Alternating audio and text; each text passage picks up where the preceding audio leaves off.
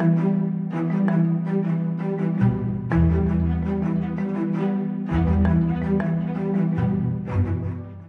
Al-Qassam melakukan penyergapan ganda terhadap pasukan pendudukan Israel. Akibat serangan itu, belasan tentara rezim Zionis terbunuh. Dua penyergapan ini dilakukan secara terpisah di kamp Yabna Barat Daya Kota Rafah, jalur Gaza. Mulanya sayap militer Hamas tersebut menyergap tentara pendudukan di terowongan serangan perlawanan. 5 tentara pendudukan lantas diledakkan setelah terpikat jebakan Al-Qassam. Sebelumnya, kelima tentara tersebut menurunkan perangkat pengeras suara yang membawa kamera ke dalam terowongan. Setelah masuk ke dalam terowongan, kelimanya langsung diledakkan dengan peledak yang dipasang sebelumnya.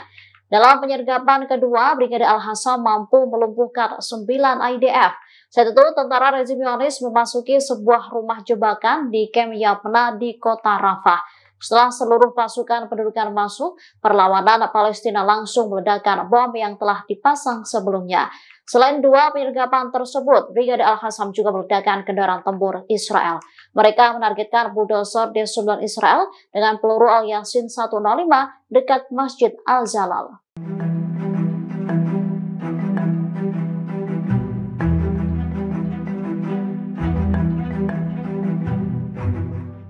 Usaha pasukan pendudukan Israel untuk masuk ke dalam terowongan Hamas gagal total. Mereka malah masuk ke dalam jebakan Hamas hingga akhirnya diledakkan. Sayap militer Hamas Brigade Al-Qassam melakukan penyerangan terhadap posisi musuh di kamp Yabna Barat Daya Kota Rafah. Saat itu 5 tentara Israel ketahuan mencoba memasuki terowongan. Mereka menurunkan perangkat pengeras suara yang membawa kamera ke dalam terowongan. Namun Mujahidin Brigade Al-Qassam yang telah mengetahui hal itu lantas bersiaga. Salah seorang pejuang perlawanan mempersiapkan jalan bagi tentara untuk melewati terowongan. Mujahidin tersebut memasang kabel peledak dan alat peledak. Setelah seluruh pasukan rezim Zionis masuk ke dalam terowongan, Al-Qassam langsung meledakkan bom tersebut.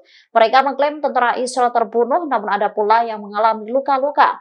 Serangan serupa juga dilakukan oleh Brigade Al-Quds. Mereka mendokumentasikan peluncuran rudal salvo ke wilayah Hablit, Yatid, Sufa, Avisalom.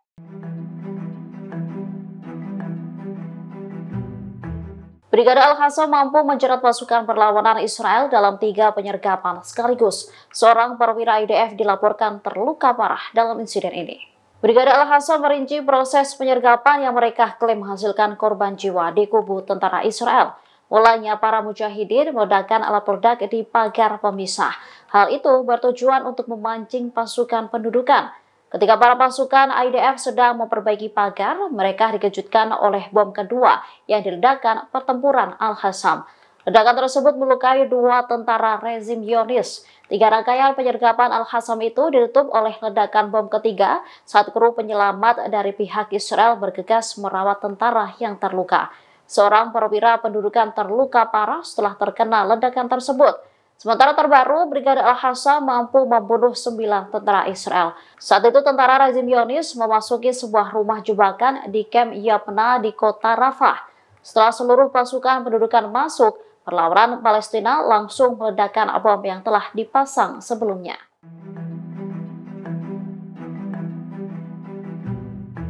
Perlawanan Palestina melanjutkan operasinya dan terlibat bentrok sengit dengan pasukan pendudukan Israel di jalur Gaza. Terbaru, perlawanan menghancurkan 2 kapal induk perlawanan hingga menimbulkan kerugian tambahan bagi pendudukan. Pasukan perlawanan Palestina terlibat bentrok sengit dengan tentara Israel pada Rabu 24 Juli 2024. Bentrokan ini terjadi di lingkungan Tal Al-Hawa dan Sheikh Al-Jin dekat Poros Netzarim di kota Gaza. Tak hanya itu, mereka juga bentrok di wilayah Al-Harara dan Bani Suhaila sebelah timur Khan Yunis. Di lain sisi, Brigade Al-Qassam mengumumkan penghancuran pengangkut pasukan Israel dengan perangkat SAWAS. Sementara Brigade Al-Quds juga melakukan penyerangan terhadap musuh. Dikutip dari Al-Mayadin, mereka menargetkan konsentrasi kendaraan pendudukan dengan mortir di sebelah timur kota Rafah, termasuk menargetkan konsentrasi pendudukan di jalur pasokan di Poros Netzarim dengan salvo roket 107. Brigade Perlawanan Nasional Sayap Militer Front Demokratik untuk Pembebasan Palestina turut menyerang IDF. Mujahidinnya menyergap sebuah pengangkut pasukan Israel di lingkungan Tal Al-Sultan, barat Laut Rafah, di mana kapal tersebut menjadi sasaran rudal anti-tank yang langsung mengenainya. Akibat serangan tersebut, tentara Zionis yang berada di dalamnya tewas hingga mengalami luka-luka.